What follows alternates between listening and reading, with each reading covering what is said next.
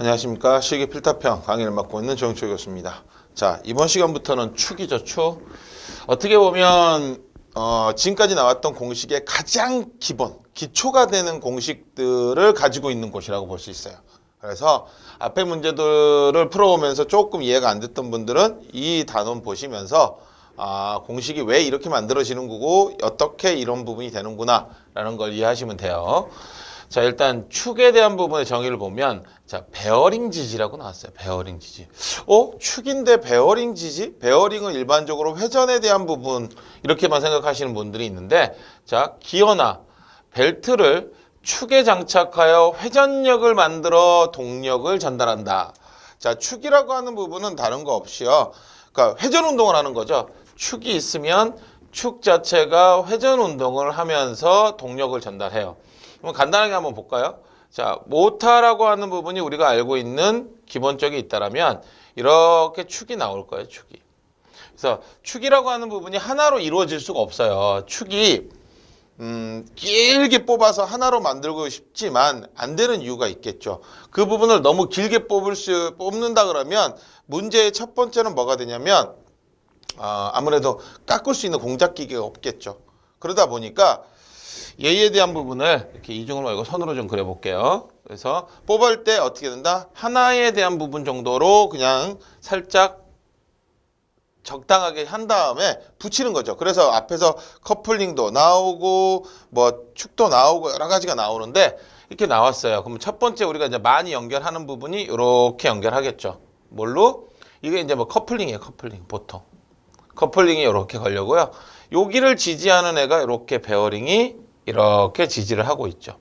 자, 그러면 우리가 원동차라고 얘기할 수 있는 부분이 보통적으로 V벨트거든요. 그럼 V벨트에 대한 부분이 이렇게 걸리겠죠. 이렇게 두 개가 걸려야죠. 당연히 두 개가 걸려야지만 벨트에 대한 부분이 이렇게 만들어질 테니까. 그러면 여기 부분 맞닿아 있는 부분이 있죠. 동력에 대한 부분이 서로 만나서 돌아가는 부분은 어차피 동력이 어떻게 해야 돼요? 같겠죠. 같은 축에 돌아가는 부분이나 맞닿는 부분, 그러니까 같은 축에 놓고 같이 걸려 있는 부분이라든지 아니면 서로 맞닿아 있는 부분이라든지 이런 부분들은 뭐가 같다? 동력이 같다. 동력이. 자, 그러면 여기에 대한 부분은 이렇게 또 축이 얘를 끼워야죠. 위에 있는 부분에 여기에 풀리로 꽂았다면 보스로 키로 여기도 분명히 축에 대한 부분을. 그러면 위의 축도 길었는데 아래 축도 무조건 예열을 할까요? 아니죠. 원동축에서 종동축으로 가기 전에 우리가 아시다시피 뭐를 했어요? 단속이라는 걸 해야 돼. 단속. 속도에 대한 부분을 뭐 연결시키거나 아니면 끊거나 할 수 있는 부분이 또 이렇게 연결돼 있을 거예요. 그럼 이 부분에 단속을 할 수 있는 거. 자, 커플링이라고 하는 건 우리가 앞에서 배웠듯이 플랜지 커플링이 가장 강력하게 많이 사용하고 있는 일반적인 커플링이라면 이렇게 단속을 왜 종동차 쪽으로 이쪽에 기어가 걸릴 거란 말이에요. 이렇게 기어가 걸리기 때문에 여기에 클러치라고 하는 부분으로 닿아서 돌아가기도 하고 안 돌아가기도 하고 이렇게 할 수 있게끔 기어에 대한 부분을 맞추는 걸 이렇게 있을 거예요. 그래서 여기도 역시 마찬가지로 베어링으로 이렇게 잡아주겠죠. 그러니까 이 베어링 지지라고 하는 부분은 축에 대한 부분에 모든 걸 다 잡는다는 거야. 자, 그러면 또 여기에 뭐 있어요? 여기에 또 기어가 이렇게 있겠죠. 지금 이렇게 그렸으면 헬리컬 기어일 거고요. 직선으로 이렇게 그렸으면 스포 기어일 거예요. 그러면 또 축이 들어가겠죠? 그러면 어김없이 뭐가 나와? 이렇게 되어 있는 베어링 지지가 나올 거예요. 자, 그래서 얘에 대한 부분에서 뭔가 물체를 여기에 끝에다가 달아서 회전을 시키고 있다라면 여기에 이제 또 들어가 있는 게 뭐가 들어가? 관성차. 우리가 플라이 휠이라고 하는 관성차가 여기 들어가서 혹시라도 벨트가 딱 끊어졌을 때 한 번에 한 번에 이렇게 딱 끊어지지 않게끔 하기 위한 부분들이 여기 존재를 해요. 그러니까 일반적으로 축에 대한 부분은 거의 중심에 대해 있는 부분이고요. 얘에 대한 부분들을 서로 이렇게 연결하는 부위가 여기 있다는 거예요. 요거는 이제 축 뒷부분에 한 번쯤 커플링하고 클러치를 다시 한번 설명해 드릴 거고. 그래서 베어링 지지라는 말을 하는 거예요. 베어링 지지. 그렇기 때문에 이 베어링에 지지되는 부분들이 이런 식으로 간략하게나마 여러분들이 좀 이해하셔야 되는 거고요. 여기 맞닿아 있는 부분이라든지 서로 같은 축에 연결되어 있는 것들은 동력이 어쩔 수 없이 똑같더라. 이렇게 기억하셔야겠죠. 어쨌든 그걸 해서 동력을 전달하는 장치를 말한다. 자, 축설계를 고려할 때 가장 우선이 되는 건 일단 열응력이에요. 열이 뭐예요? 서머 스트레스라고 얘기하죠. 우리가 일반적으로. 모든 걸 소성이라고 하는 부분이 있어야 되잖아요. 이게 이제 더 가면 기계적 성질이라고 얘기한단 말이에요. 이 성질 자체가 이루어지는 건 열이 있어야지만 변해요. 열이 없이는 안 되잖아. 철강석도 가지고 가서 열을 재서 철분을 뽑아가지고 우리가 순철도 만들고 선철도 만들고 거기다 탄소 집어넣어서 강도 놓고 할 때 뭔가에 끓이거나 녹이는 용융점의 근처에 가야 되는 부분이기 때문에. 그런데 이 열응력이라고 하는 걸 왜 축에 고려를 해야 됩니까? 회전이잖아요. 회전하면 어쩔 수 없이 어떻게 돼요? 열이 발생되거든요. 열이 발생되면 경도가 저하돼. 경도값이 저하되면 축이 깨지거나 휘어버리겠죠.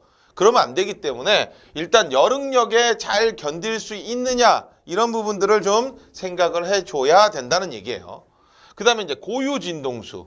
얘는 우리가 25%를 올라가거나 내려가고 해서 벗어나게 해야 돼. 왜냐면 축이요. 보다시피 이 축이 회전을 해. 회전을 하면 중심을 기준으로 해서 얘가 떨릴 거예요. 이렇게. 기본적으로 떨리는 부분이 있어. 진동을 하고 있어요. 그냥 평창에서 쫙 이렇게 100도로 돌아가는 애는 없어요. 정확하게 보면 살짝 떨리고 있는데 이 고유 진동수라고 하는 그 진동수의 근처로 와버리게 되면 얘가 원래 가지고 있는 값보다 파괴점보다 낮은 데서 파괴가 돼버려요.